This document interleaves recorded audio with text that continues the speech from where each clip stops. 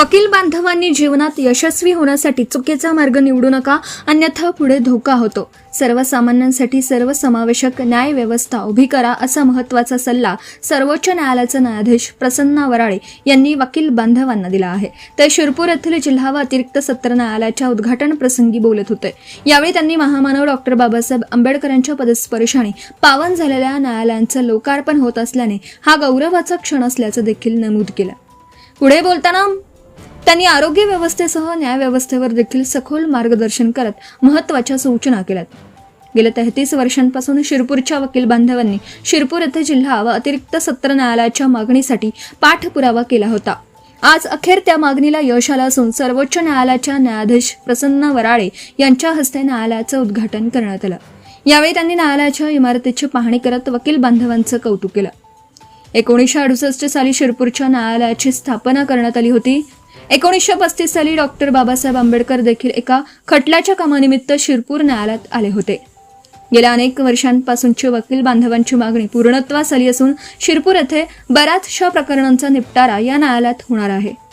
याप्रसंगी सर्वोच्च न्यायालयाचे न्यायाधीश प्रसन्ना वराळे, मुंबई उच्च न्यायालयाचे न्यायाधीश सारंग कोतवाल, नितीन सूर्यवंशी, संजय देशमुख, किशोर संत, अभय वाघवसे, संतोष चपळगावकर, वैशाली पाटील, शैलेश ब्रह्मे, कार्यक्रमाचे अध्यक्षस्थानी मुंबई उच्च न्यायालयाचे न्यायाधीश खानकर, अजित कडेठाणकर, धुळे जिल्हा न्यायालयाचे प्रमुख जिल्हा व सत्र न्यायाधीश समृद्धी भीष्म, शिरपूर तालुका वकील संघाचे अध्यक्ष ॲडव्होकेट शांताराम महाजन, महाराष्ट्र व गोवा बार काउन्सिलचे सदस्य ॲडव्होकेट ज्ञानेश्वर बागुल, ॲडव्होकेट प्रदीप शिरसाट यांच्यासह मान्यवर मोठ्या संख्येने उपस्थित होते.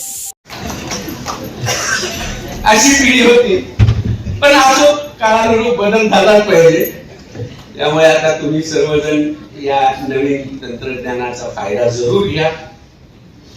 ही सगळी व्यवस्था कुणासाठी हे मात्र नेहमी लक्षात ठेवा. आपण म्हणजे ही व्यवस्था, आपली सर्व व्यवस्था, तुम्ही मी आम्ही सर्व काम त्याच्यासाठी करतो, जो इथे येऊन आपलं गाऱ्हाणं घेऊन येतो. तुम्ही मंडळी तुमच्या परीने प्रयत्न करता, आम्ही आमच्या परीने करतो. न्यायालयीन कर्मचारी वर्ग त्यांच्या पद्धतीने ही एका रथाची सगळी चाकं आहेत आणि ही सगळी चाकं जेव्हा सुचारू पद्धतीने चालतील तेव्हा हा जगन्नाथाचा रथ पुढे जाईल. या जगन्नाथाच्या रथाला तुमचा माझा हात लागल्यावर हा रथ पुढे जातो आणि तो अधिक चांगल्या पद्धतीने पुढे जायचा असेल तर तुम्हाला मला अधिक चांगल्या पद्धतीने या संस्थेसाठी जे काही योगदान देता येईल ते दिलं पाहिजे. ज्येष्ठ विधिज्ञांनी आपल्या अनुभवाचा, आपल्या ज्ञानाचा फायदा युवा आमच्या विधिज्ञांना करून दिला पाहिजे. युवा विधिज्ञांनी नेहमी हा प्रयत्न केला पाहिजे की मी कालच्यापेक्षा आज अधिक चांगल्या पद्धतीने कसा कोर्टासमोर उभा राहील. मला माझ्या प्रकरणाची मांडणी करायची असेल तर मी सर्वोच्च न्यायालयाच्या, उच्च न्यायालयाच्या नवीन काही निर्णयाचा दाखला न्यायालयासमोर देऊ शकेन, जेणेकरून न्यायालयाला मी न्यायदानाचं काम करण्यासाठी मदत करेन. अशा पद्धतीचा प्रयत्न आमच्या युवा विधिज्ञांचा असला पाहिजे. मी नेहमी असं म्हणतो की जेव्हा वकिली करायला आपण येतो तेव्हा प्रयत्न म्हणजे आपला हा व्यवसाय आहे, त्यामुळे या व्यवसायात यशस्वी होणं, उत्तम नाव लौकिक कमवणं, आर्थिक आपल्याला चांगली प्राप्ती होणे हे काही गैर नाहीये.